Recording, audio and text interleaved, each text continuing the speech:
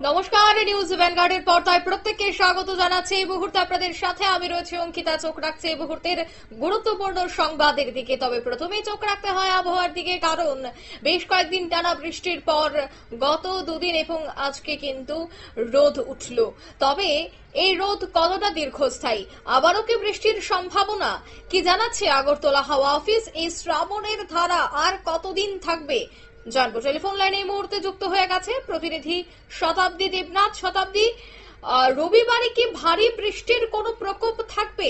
ইতিমধ্যে যেহেতু 6টি জেলার জন্য আমরা দেখতে পাচ্ছি বেশ কিছু সতর্কবার্তা জারি করা হয়েছে। একেবারে অঙ্কিতা, দেখো, আবহাওয়া দপ্তর এই মুহূর্তে কিন্তু জানিয়ে দিয়েছে আমাদের রাজ্যের ক্ষেত্রে একটা যুগল প্রভাব পড়ছে। যুগল প্রভাবটা হচ্ছে একদিকে ঘূর্ণাবর্ত, অন্যদিকে হচ্ছে মৌসুমী অক্ষরেখা তার সক্রিয়তা। আর বিশেষ করে যে কয়েকদিন ধরে আমরা বলছিলাম যথারীতি নিম্নচাপের একটা প্রভাব পড়ছে, এবং বিশেষ করে তার প্রত্যক্ষ প্রভাবটা আমরা দেখেছিলাম বঙ্গের দিকে পড়েছে। এবার কিন্তু পূর্বাভাস অনুযায়ী বিহার এবং উত্তরবঙ্গ সংলগ্ন থেকে সেটা সরে গিয়ে ঘূর্ণাবর্ত পাঞ্জাব, তামিলনাড়ু এবং পূর্ব উত্তরপ্রদেশের দিকে রয়েছে। এছাড়াও পশ্চিমে ঝঞ্ঝা রয়েছে জম্মু কাশ্মীর সংলগ্ন এলাকাতে। আর মৌসুমী অক্ষরেখা লখনউ, গোরখপুর, পাটনা, পূর্ণিয়া, বহরমপুর সহে সেটা উত্তর বঙ্গোপসাগর উপর পর্যন্ত বিস্তৃত রয়েছে। এছাড়াও তারই মধ্যে নতুন করে আরো পূর্বাভাস দিচ্ছে আবহাওয়া দপ্তর যে নতুন ঘূর্ণাবর্ত এবার সৃষ্টি হচ্ছে, এবং বিশেষ করে এই মুহূর্তে আবহাওয়া দপ্তর বলছে আমাদের রাজ্যের ক্ষেত্রে একটা বৃষ্টিপাত ভারী লক্ষ্য করা যেতে পারে। আজকে রবিবারও তোমার 6 জেলাতে সতর্কবার্তা জারি করে দেওয়া হয়েছে।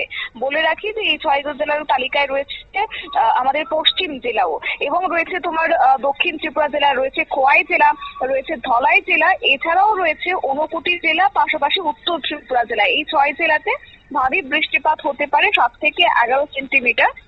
পাশাপাশি বজ্র বিদ্যুতের জন্য কিন্তু সতর্কবার্তা জারি করে দেওয়া হয়েছে রাজ্যের 1 থেকে 2 জায়গার ক্ষেত্রে।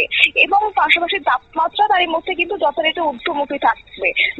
টানা বৃষ্টি লেগে থাকবে না, এমনই পূর্বাভাস। দফায় দফায় যে বৃষ্টিপাতটা হবে, সেই বৃষ্টিপাত সেখানে বৃষ্টি কমে গেলে তারপর কিন্তু পুনরায় বৃষ্টি থেমে গেলে আবারও একইভাবে তাপমাত্রা অনুভব হবে। সঙ্গে তোমার জলীয় বাষ্পের কারণে আর্দ্রতাজনিত অস্বস্তি পরিলক্ষিত হবে।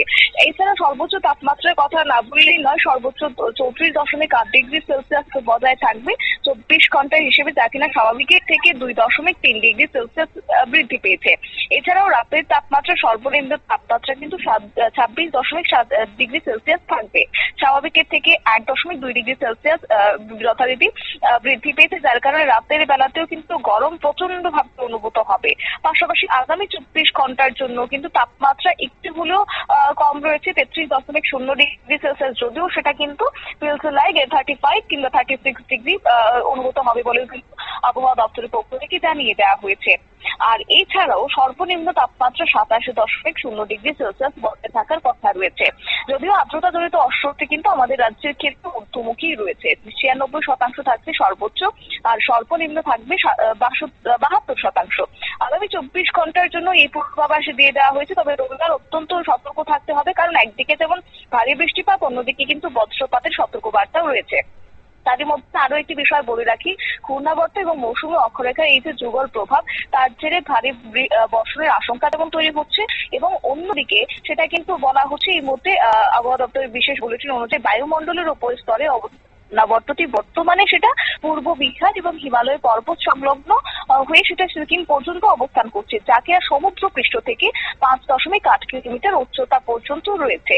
আর যার কারণে এটা কিন্তু তোমার জলবায়ু পরিমাণটা অত্যন্ত পরিমাণে বাড়ছে। আর আমাদের রাজ্যের ক্ষেত্রেও কিন্তু সেই যথারীতি লক্ষ্য করা যাচ্ছে তোমার জলবায়ু পরিমাণটা, জলীয় বাষ্পের পরিমাণটা বৃদ্ধি পেয়েছে। আর তার কারণে এই অস্বস্তি ভাব কিন্তু যথারীতি বৃষ্টির সঙ্গে বজায় থাকবে এমনই অনুমান। ধন্যবাদ। অর্থাৎ ইতিমধ্যে কিন্তু দেখা যাচ্ছে ঘূর্ণাবর্ত এবং মৌসুমী অক্ষরেখার যুগল প্রভাব আবহাওয়ার, আর এর প্রভাবেই রবিবার অর্থাৎ আজ ছুটির দিনে ভারী বৃষ্টির প্রকোপ কিন্তু থাকবে রাজ্যের 6টি জেলায়। নিয়ে নিচ্ছে ছোট্ট একটি বিজ্ঞাপন বিরতির, সঙ্গে থাকুন।